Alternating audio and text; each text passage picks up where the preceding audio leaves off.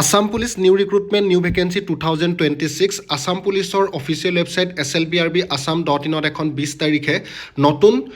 advertisement প্ৰকাশ পাইছে আৰু সেই এডভাৰটাইজমেণ্টখনত বহুতেই গুৰুত্বপূৰ্ণ কথা আপোনালোকৰ কাৰণে ভিডিঅ'টি আপোনালোকে স্কিপ নকৰিব মানে ভালো খবৰ আৰু বেয়া খবৰ দুইটাৰ মাজতে আছে আপোনালোকে যিমান পাৰে ভিডিঅ'টি আপোনালোকে শ্বেয়াৰ কৰিব আৰু সকলোৰে সহায় হোৱাকৈ আপোনালোকে শ্বেয়াৰ কৰি দিব আৰু যদি প্ৰথমবাৰ মোৰ চেনেললৈ আহিছে মোৰ চেনেলটো ছাবস্ক্ৰাইব কৰিবলৈ নাপাহৰিব ভিডিঅ'টি স্কিপ নকৰিব ষ্টাৰ্টিঙৰ পৰা এণ্ডিঙলৈ ভালদৰে চাই যাব আপোনালোকে চাব যিখন অফিচিয়েল ৱেবছাইট আহিছে অফিচিয়েল ৱেবছাইটখনত ভালদৰে তেওঁলোকে উল্লেখ কৰি দিছে যে যিটো য'ত 1052টা ভেকেঞ্চি আছিলে কনষ্টেবল ইউবিৰ কাৰণে আৰু 663টা ভেকেঞ্চি আছিলে এবিৰ কাৰণে আসাম পুলিচত সেই ভেকেঞ্চিখিনিৰ কাৰণে এক বছৰ যেতিয়া বয়স মানে বঢ়াই দিয়া হৈছে তাত তেতিয়া আপোনালোকৰ জেনেৰেল কেণ্ডিডেটখিনি 26 বছৰ বয়সলৈকে এপ্লাই কৰিব পাৰিব OBC MOBC কেণ্ডিডেটে 18ৰ পৰা 29 বছৰ বয়সলৈকে এপ্লাই কৰিব পাৰিব আৰু যিখিনি ST কেণ্ডিডেট আছে তেওঁলোকে 18ৰ পৰা 31 বছৰ বয়সলৈকে এপ্লাই কৰিব পাৰিব হেতু কথা গম পালে তাৰ পাছতে ইয়াত the extended period of receiving of online applicants against the below mention advertisement cell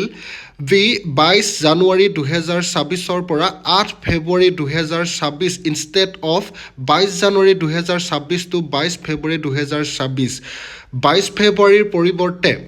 আপোনালোকে এটা এপ্লাই কৰিব লাগিব 8 ফেব্ৰুৱাৰী 2026 তাৰিখৰ ভিতৰত আসাম পুলিচৰ লগতে আসাম ফৰেষ্টৰ যিমানখিনি ভেকেঞ্চি মুকলি কৰা হৈছে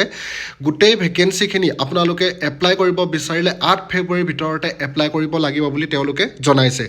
য'ত 48টা পোষ্ট আছিলে সাব ইন্সপেক্টৰ ইউবিৰ আসাম পুলিচ 4টা পোষ্ট আছিলে SI কমিউনিকেশ্যনত এপিয়াৰো 6টা পোষ্ট আছিলে ষ্টেচন অফিচাৰ আৰু 5টা পোষ্ট আছিলে squad commander fire and emergency and 39টা পোষ্ট আছিলে এছিষ্টেণ্ট জেইলৰ ইন প্ৰিজন ডিপাৰ্টমেণ্টত তাৰপিছত 47টা পোষ্ট আছিলে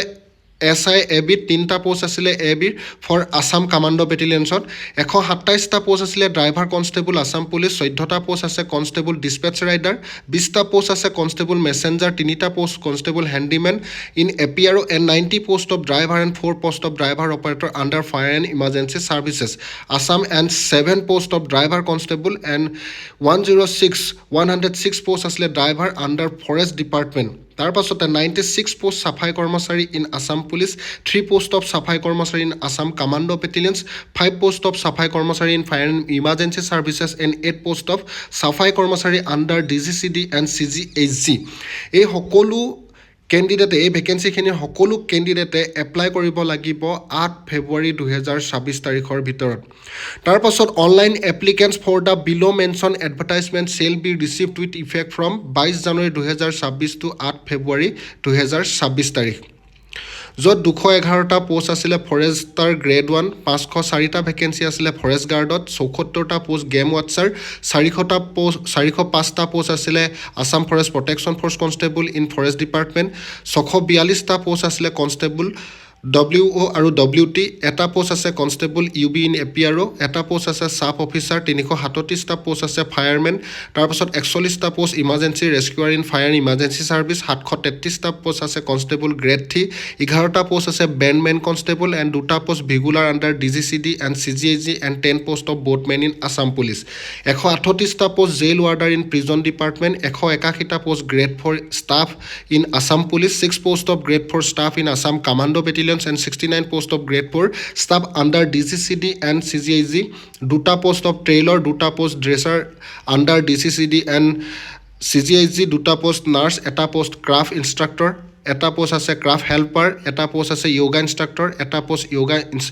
ইনষ্ট্ৰাক্টৰেছ আৰু 8টা পোষ্ট আছে pharmacist in prison department Accordingly, the intending and eligible applicants may submit their online applications by logging into the SLPRB website www.slprbassam.in 22 January 2026 তাৰিখৰ পৰা 8 February 2026 তাৰিখৰ ভিতৰত আপোনালোকে ভেকেঞ্চিসমূহ এপ্লাই কৰিব লাগিব ভিডিঅ'টো আপোনালোকে যিমান পাৰে সিমানে শ্বেয়াৰ কৰি দিব কাৰণ বেছি সময় নাই আপোনালোকৰ যেতিয়া 22 জানুৱাৰীৰ পৰা 8 ফেব্ৰুৱাৰীৰ ভিতৰতে আপোনালোকে এপ্লাই কৰিব পাৰিব যিমান পাৰে সকলোৰে সহায় হোৱাকৈ আপোনালোকে ভিডিঅ'টো শ্বেয়াৰ কৰক আৰু যদি প্ৰথমবাৰ মোৰ ভিডিঅ'লৈ আহিছে মোৰ চেনেলটো আপোনালোকে ছাবস্ক্ৰাইব কৰিবলৈ নাপাহৰিব সো